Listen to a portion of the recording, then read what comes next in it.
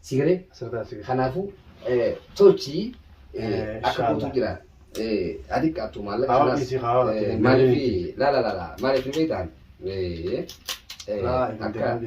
akka obboleessa keetti xiqqoo tanaan qaba homoo soddoma hordoftoota keenya akkamii qabdanii fayyaadha qabdanii alhamdulillah jirra as keenya galata rabbiiti arraan tanagaa akkuma jettan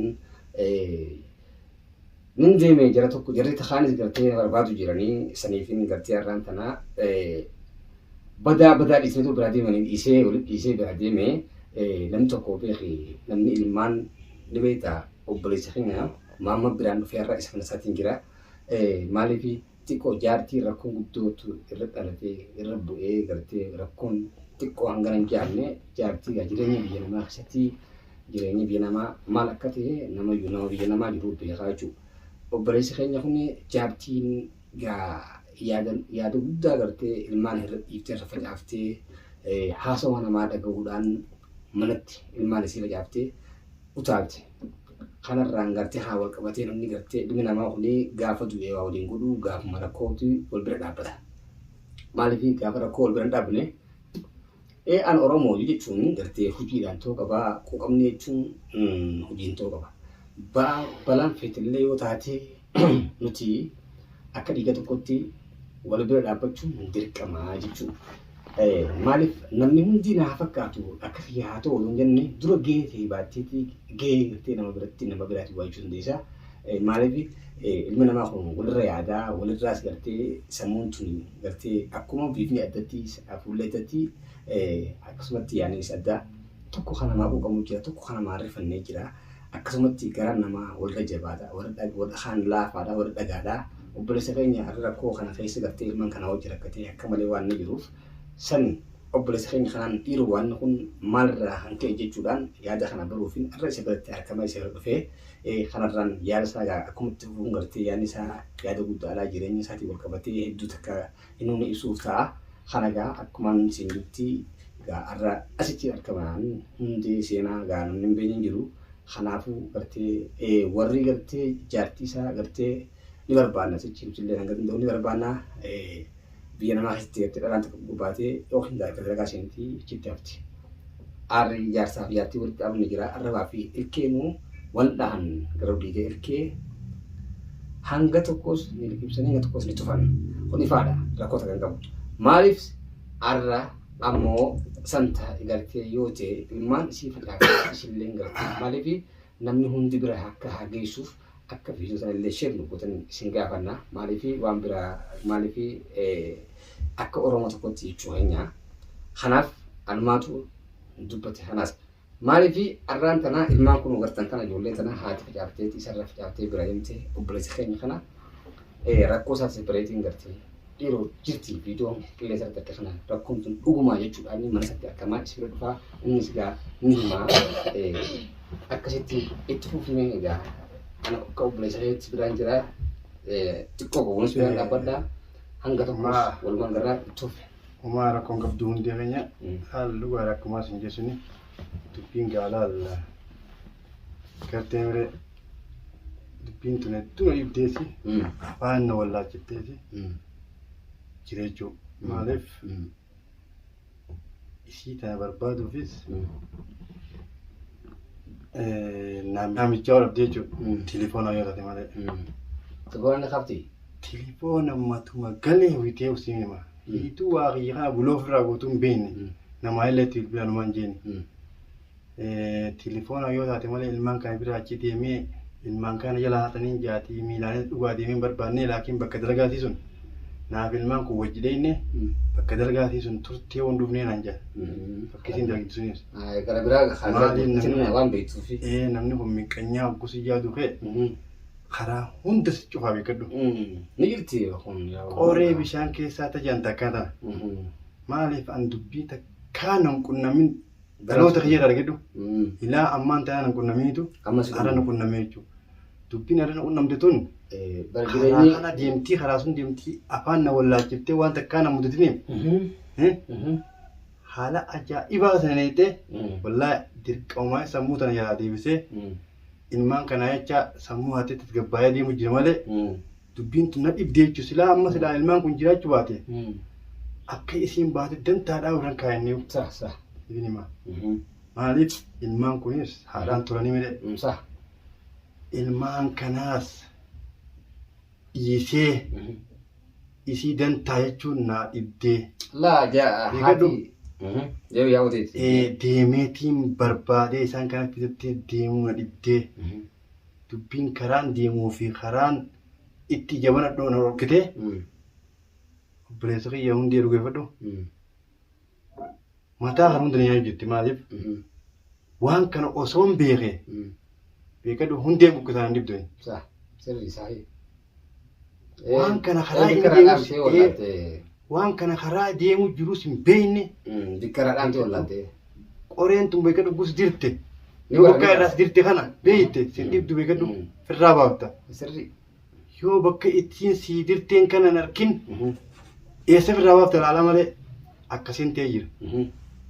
Isiin tunis afaan namaa fuutee telefoonaa cufattee bultiisiitii diidee dhaggeeffadhu ilmaan kaallee dirree facaaftee ala baatee telefoona cufattee taa'uun sii hunu waan ajaa'ibaati.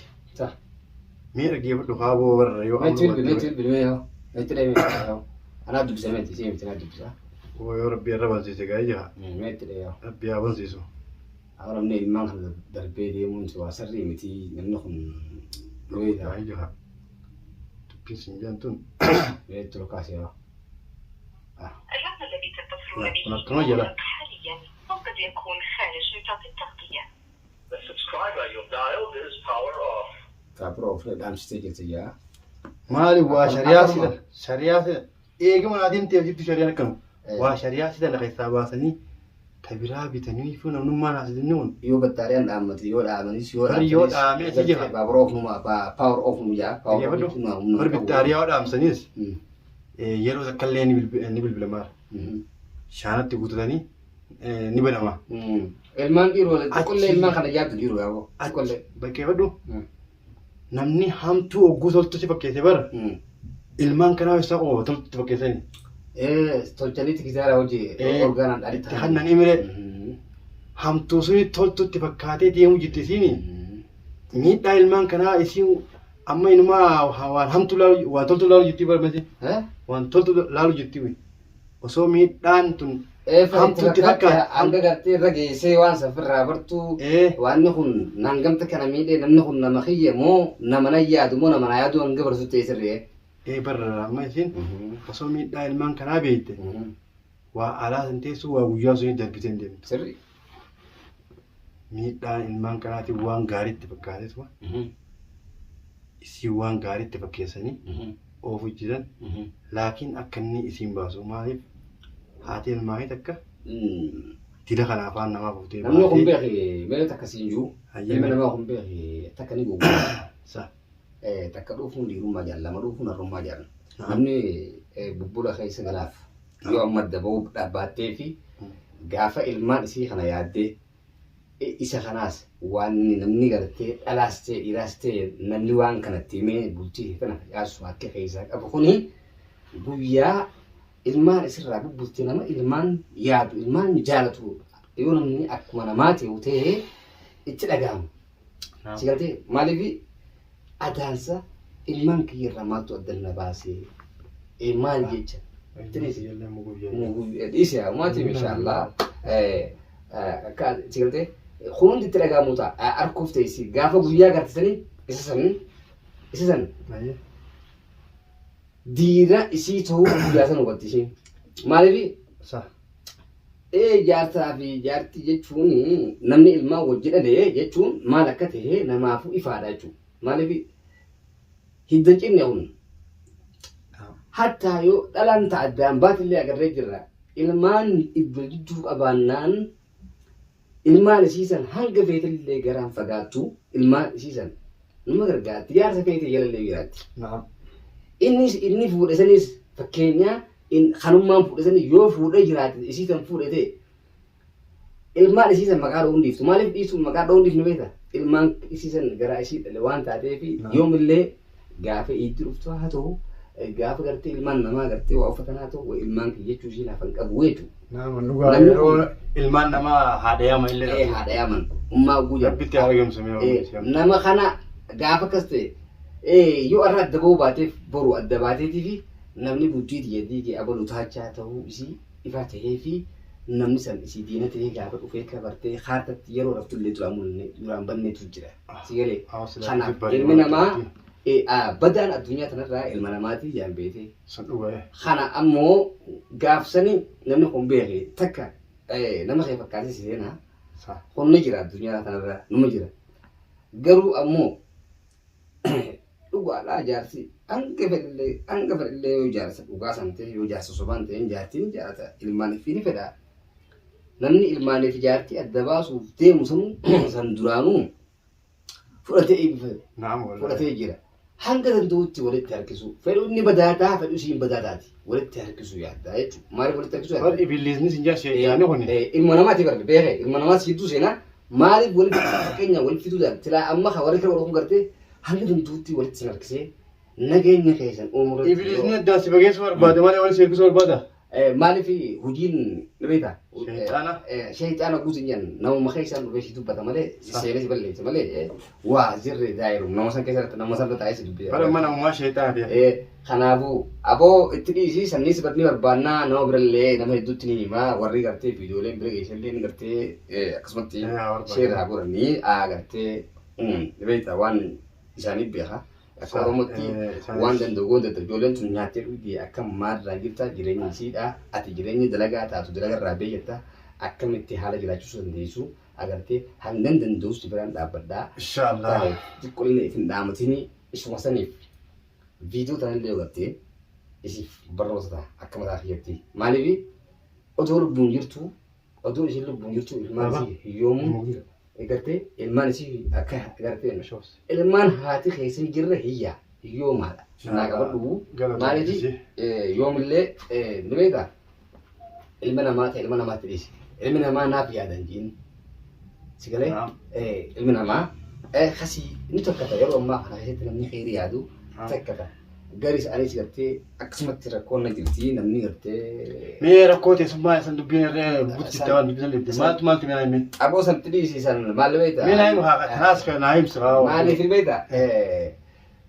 Feergoota kanatti aarfeen fuudhee.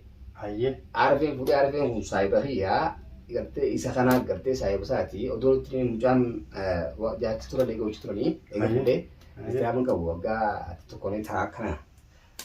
Fuudhee hojii tagaa guyyaa jaartiirratti tagiraa fuudhee otoo tanaa wal koo keessan baay'een ta'an gubbaa kan fuudhee ajaa'ibaa ta'e leencaa waliin akkasitti sababa saniin gartee isaatu gartee saayiba isaati dhaqeef siree isaa gubbaa irratti naan mari'atee gartee kanatti barata guyyaa keessatti waan akkasiin mari'adhaati jaartii biraatiin fuudhee bira akkas naan jeen itti hime na dhageeffattaa hojii siima jechuun jaartii biraatiin qaba naan jee akka boo isa waa ta'ee tumaan akkatti siin mari'adhaati marii sana maal naan jee waan akkasiisu waan hin taane.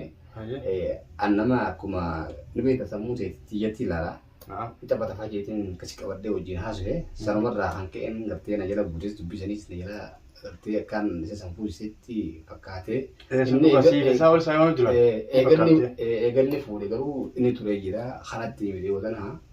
Kanaaf maal inni gaarumni naaf gartee waan qabatu hin beeku gartee kan qabataa malee. Inni na barbaadanii sanii dalagarraa illee gartee waan dijee ati qaatu maallaqa rakkoon qabu. Inshaallah maal itti galatoomuu. Kanaaf asanii amma teeffatti tana ilmaan kana gartee kam godhaa qaamaas gaatummaan. Dhisi ijoollee asii amma irraanfatanii waraana irraanfatanii irraa miiqeetiin dhiibbee hatta bakka bashannanaa iddoo bashannanaa hunda geessee taphachiisee nyaataas godhee fi bashannansu jiraama teessii irraanfatanii miti. Raashin asbitiitii hamalee irratti dabalee gartee waan isaan fedhan gartee goggodhii fi kana. Maal jettutti galatoomuu. Biraan taate gartee ol bira jirra rakkoon qabu namni kun beekee ilma namaati rabbiin sammuu rabbiin kun sammuu waan jira gara. Yoo itti fayyadamne garuu yoo itti fayyadamne malee akkuma sammuu akka gartee nama hundaa hanneetiin waanne fakkeenya warra addunyaa Ameerikaa maal jedhanii akka addunyaa akkuma isaanii waanne sammuu waanne jira. Itti fayyadama irratti gochaa namni ilma namaati. Akkasitti ilmaan kanaas inshaallah rabbi biraa yoo taate gartee hojii irraa rakkoon xiqqoon qabdu. Kana ta'e akkasitti obboleessi hanqina wal bira dhaabbachuun bareedaadha. Maaliif wal bira dhaabbachuun taa'amu maal akka xiqqaadha.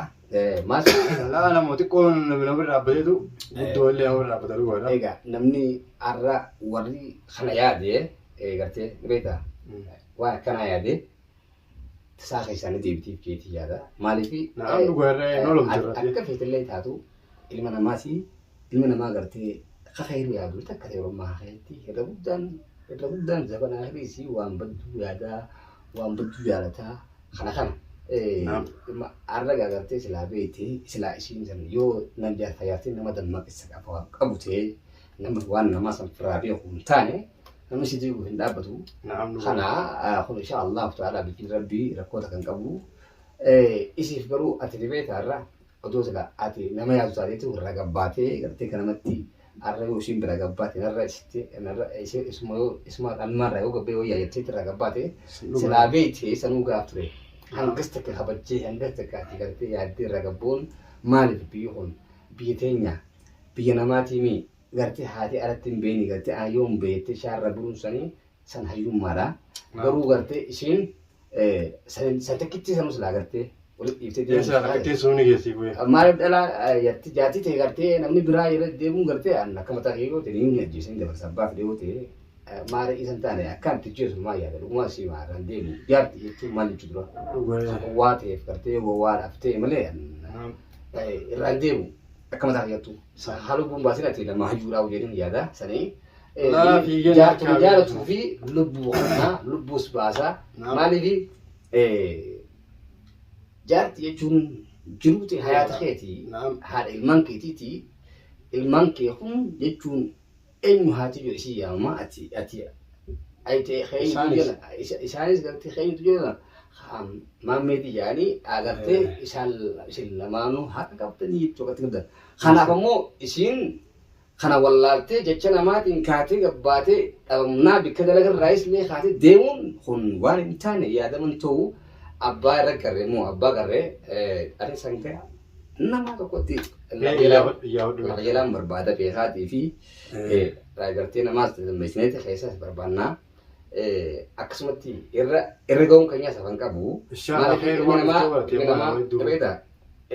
maaliif sirriitti dhaabbeeta haqa bara yoo duraan shira yaadu jiraanne gartee shira yaaddee mul'atu ati haqa keetiif taanaan haqa keeti taanaan mul'achuun isii hafan qabu maaliif takka gartee nama biraa bira dheeteeti ilmaan keessaa akkam jira jettee nama biraa argiti takka ammoo gartee dhiira dheetii mata bar mul'achuun mul'attees laali balleesti kana malee ati bar turtullee mul'atteera badii ni beektaa ta'arra baromsu yoo taaneef baromsu taatuuf kanaaf ammoo abbaa gartee yoo jarri sanillee hin baasu ta'e ani lafa jalaan itti jabaadhee laalaa barbaadaa laalaa kanaaf yaadee waa hunda bira jirraa afaan qofa gartee afaan qofa ta'uun bu'aan qabu beekuu irraa barbaachisu hojiidhaan laalee si biratti argamuu qaba jeetiin dhufee lafee maaliif achirraa gartee maammee kana jira jee yoo naasee rakkoo ta'a si bira dhufee qabatamaadhaan har'a keessatti akkuma sadiyaattuu yoo ijji ta'e si haa murteessu jedhanii dhufee arkee isisanis rabbiin dhamaasee gartee maaliif dhamaasee gartee mana isii malee mana biraa itti halkaneessee rabbi haa fidu ajjittu akkasiitii oduu kaas naa jabaadhu naa jiraadhu inshaallah meeti jajjabaadhuuti illee warri gartee hamtuun hordoftoota keenya gartee gaa ilmi namaa kun jechuun gaa waliif maal akka ta'e silaa oduma xiqqaatu haa guddatu waliif yaadan bareedaadha walii yaaduun gartee har'a ilmaan kan akka hiyyoomsanii oololatu akka muuguu jirti margattiin maaliif wanni isin wanni gartee viidiyoolee sanallee marreef waan biraatiin akkuma isinis gartee sheer gootanii namoonni dura geessan abbaan bira jirtan yoo nama yaa'utee itti dhagahamtee xiqqoolee yaatu nama yaa'utu ate nama gartee xiqqoo rahammanni kasii taatee isinis fidee haa dhufu jechuu fi hedduutu akkasuma galatoomaadha isinillee nuuf jiraadhaadha jabeessaa waa hundaa waan bira dhaabadhaan hordo hedduutu sanaan dhufee gartee har'a isaan jeen rakkoomti kun qabdu rakkuma keessa odoo jirru odoo gartee anilleen akkasuma rakkootii ni beektanii waan akkasii jiru otumaas akkasii jirutti illee gartee hamtuudha xiyyeerra gartee leexaadha. Laaluun dirqamaa obboleessa keenya kana kanaaftuu na fidee galanni keessanis bilisummaa ta'uu jabaadhaatii gartee. Warqoo qabdee illee nu bilbila keenyaa as jira YouTube jala isinii keenya jirra. Keenyaa bilbila warra bilbila.